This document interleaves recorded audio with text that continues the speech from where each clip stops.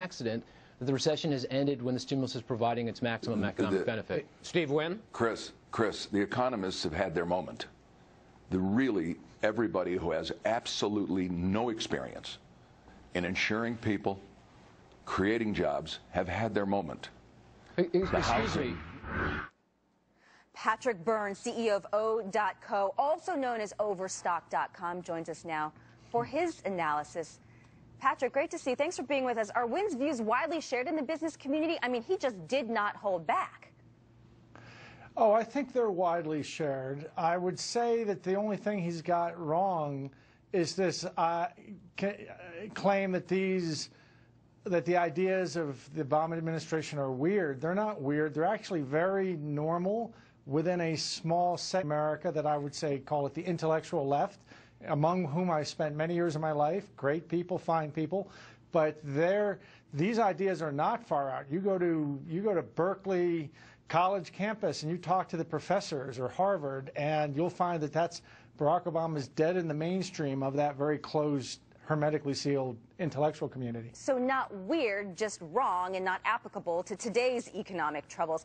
Tell me about your business and some of the challenges you're facing right now. Well, actually, our business, we've been profitable a couple of years. We're generating lots of cash. But that's similar to everything going on Wall Street. Sorry to interrupt you. I mean, are you hiring workers? Are you holding back your CapEx because you're uncertain about Dodd-Frank, regulation, Obamacare, et cetera?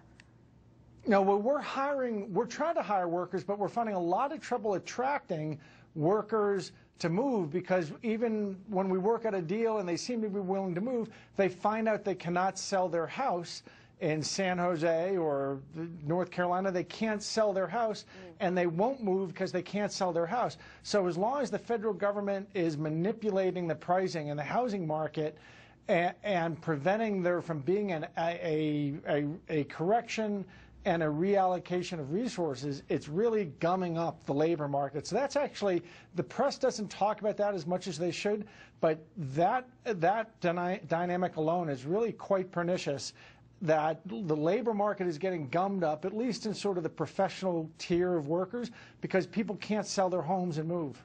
So would you suggest then the federal government needs to back off and stop acting as an impediment to the housing market? Because we know the housing market is probably an even weaker link than the labor market right now. At least the labor market is adding jobs, albeit very slowly and in a frustrating pace. But home prices, according to a lot of economists, Gary Schiller, I believe, are forecast to drop down several more percentage points.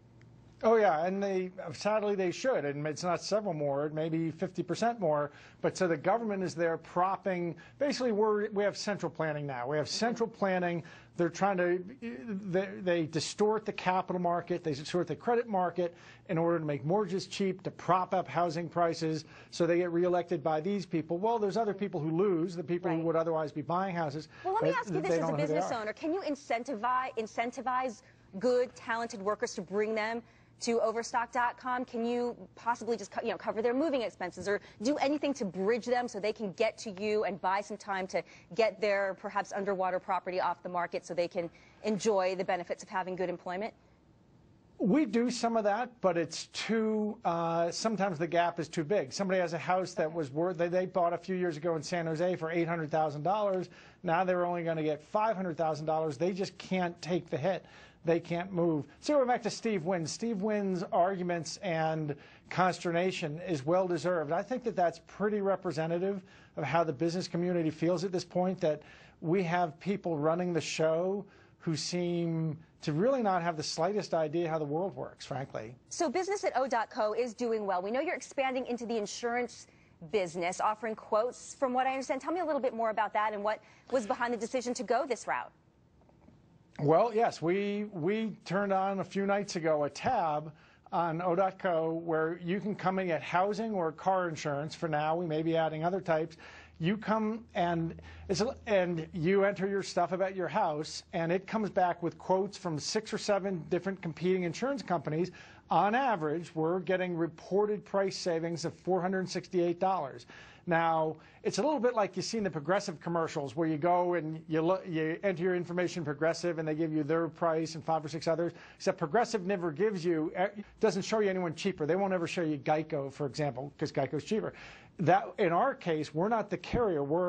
But we can bring you quotes from 6 or 7 different insurance companies at a time, and you can see how it's. You can in 5 or 10 minutes get a quote on your housing or auto, and on average, you'll save hundreds of dollars. All right. Well, good luck with the endeavor, Patrick Byrne. Thanks for being our guest today. Thanks. Always a pleasure. All right. So let's bring in tonight's most valuable panel, Fox News contributor Monica Crowley. Fox News